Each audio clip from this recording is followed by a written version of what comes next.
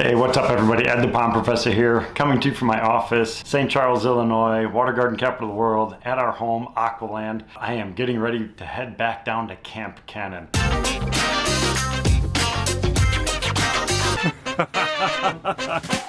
Kenan, we've become great friends over the years. We started doing projects for him, I think 4 years ago now. This is going to be our 5th pond that we are doing at his facility, and it is just unbelievable how blessed I feel that we can continue to build these relationships and create great contact collaboratively, working with these incredible people that are out there that have these very passionate followings. So I want to say thank you to all the supporters out there that continue to follow us and support all the content that we're creating. And please let us know if there's anything that we can do that we could make it better. That's what we're here for. We want to get information out about biomimicry, about connecting with nature, just because it is an unbelievable experience. So what I want to do right now is I want to kind of break down a little bit of what we're going to be doing. So unfortunately, and again, I say this kind of with a heavy heart because of the passing of his good friend, Fred. I met Fred a couple times, but incredible guy, an incredible legacy, and he has gifted Kenan with some of his animals. Kenan and I talked about doing a caiman alligator project a couple years ago. He knew it was going to be coming sometime in the future, didn't know exactly what was going to be happening, but because of Fred's passing, we have to move forward a little bit more quickly. So he contacted Greg, he contacted myself, and said we need to do something. We have to create a habitat for these very unique animals, and we need to do it fast. So this is what we're going to be starting with. I was walking around just getting some measurements and things like that, but what we talked about doing was building this caiman pond system right over in here. Problem is, so this building right here, old shed, he has it loaded up with all types of materials. So you can see he's got fencing down here, he's got all types of wood and stuff inside of it. So he's going to start moving some of these things around. He's going to take that shed down, and this is going to open up a lot of space. This is the best spot for us to work. So what we want to do is kind of come up with a unique design that's going to fit, and it's going to be modular so he could adapt it according to different scenarios. You can see I've kind of delineated a little bit of a fence here. Not 100% sure exactly what that's going to look like because he's a little bit flexible. The only thing that he has to know for sure is from this edge of the fence to his property line has to be 35 feet minimum. This is according to Fish and Wildlife regulations for keeping this particular species. So we're gonna make sure that that's the case. So he's got an existing fence over here. We're gonna offset everything from there. But once we have that, we kind of went out when I was on site, we got a few measurements, and we were thinking that this section here is about 30 feet wide. And then lengthwise, we are talking about going all the way down to here, which would be 60 feet. But we have a little bit of flexibility, obviously, because the fence in the back part of the property goes way, way back. So we're not encroaching on anything from that perspective. Talking with Kenan, I came up with this little design, and he gave me an incredible insight onto the habits and habitat of these incredible animals. So the dwarf caimans, they're found in tropical forests. It's a jungle dweller.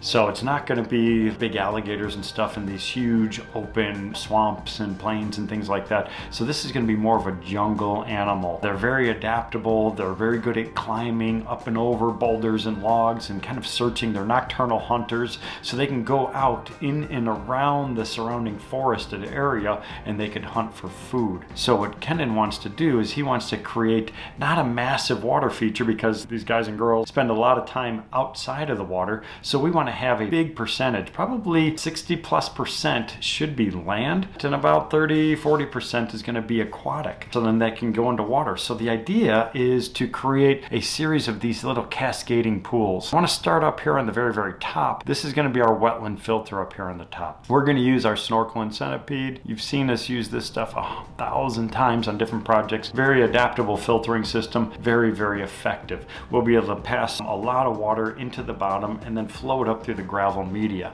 The reason I went with the wetland filter on this particular project is because of the potential waste product from these particular animals. Now, when we start looking at biological filtration, we're looking at nitrifying bacteria. These bacteria and microorganisms and enzymes and things like that are going to break down nitrogenous compounds. Again, it's a lot of sciencey type stuff here, but these compounds get into the water because of the excrement from the animals. When we start talking about fish and things like that, the amount of nitrogen or the amount of protein in fish food is going to be 30 to 40%.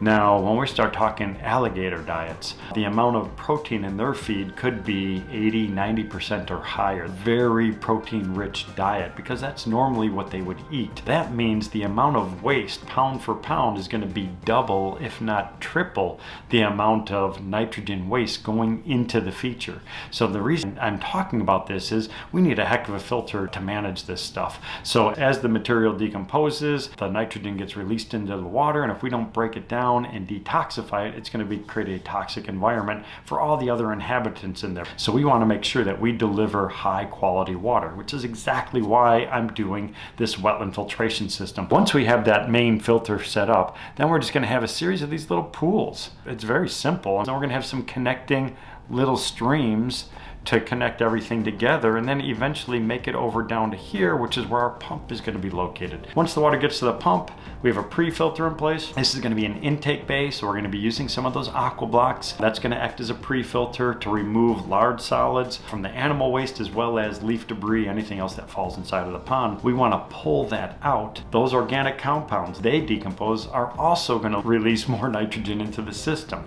So by managing that, by pulling out some of those solids before they have a chance to decompose, it's going to lessen the stress on the wetland filter. So you have to remember, when I'm designing stuff, it's a system. I'm not just putting pieces and parts together. It is a fully functioning ecosystem. And if I make one change in one place, there's going to be a ripple effect throughout the entire ecosystem.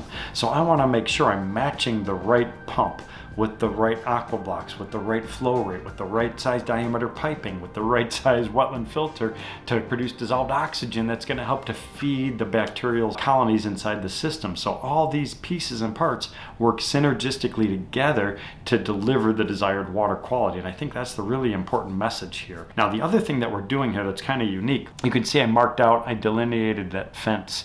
Again, that fence might move a little bit, you know, Kenan's always changing stuff around. But what I want to highlight is over here, this back end, I have the pumps and the mechanicals outside of the enclosure. So this way Kenan could just access it, he can clean stuff, he can maintain things without actually going in and messing with the animals and watching behind his back for these caiman alligators. So that's going to help him alleviate some of those maintenance issues. The other thing that we have to think about is he's going to be putting partitions across. So he's got anywhere from 4 to 6 different animals that are going to be coming into here. So he wants this big section down below for the 2 biggest, and then these ones are kind of split up into 2 smaller enclosures. This one will have the wetland filter as part of their habitat. The other one in the middle, again, just a shallow pooling area. I did add in a little bit of a beach over here. You can see I wrote that little beach out. These caimans, just like a lot of other alligators, they need to have access in and out of the water. Now, because of the species, Kenan said they'll have no problem climbing over the boulders, but I'm always thinking of just easier ways for animals to get in and out. Because these are powerful animals, we're going to cover our rubber membrane with what we call concrete cloth. So the concrete cloth is going to be used in these deeper zones. So it's not going to be behind all the big boulders, because the big boulders, the alligators are not going to move. They're going to move around the river rock that's on the bottom. So what I want to do is I'm going to put down some of this concrete cloth to make an impermeable barrier. So remember, our rubber membrane is going to cover every square inch. That creates a waterproof system. On top of that, I'm going to put that concrete cloth to create a rock hard protective barrier for the animals in case they start moving stuff around and they try to burrow or anything like that. I want to be able to resist the action of their claws.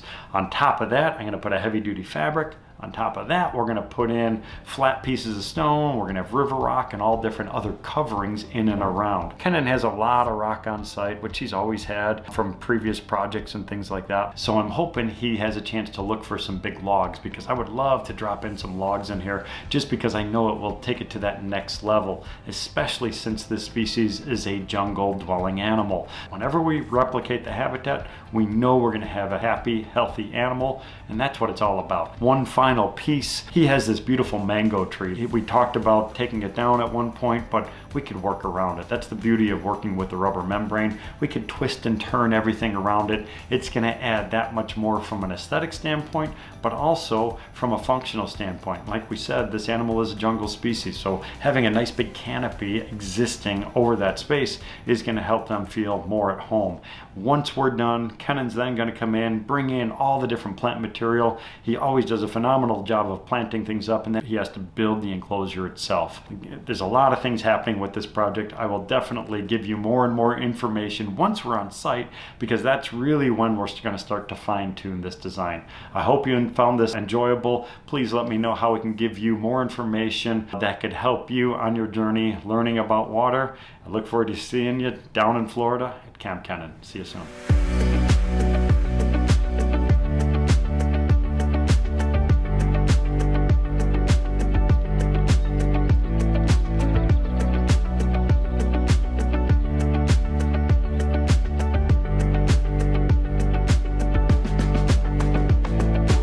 Hi.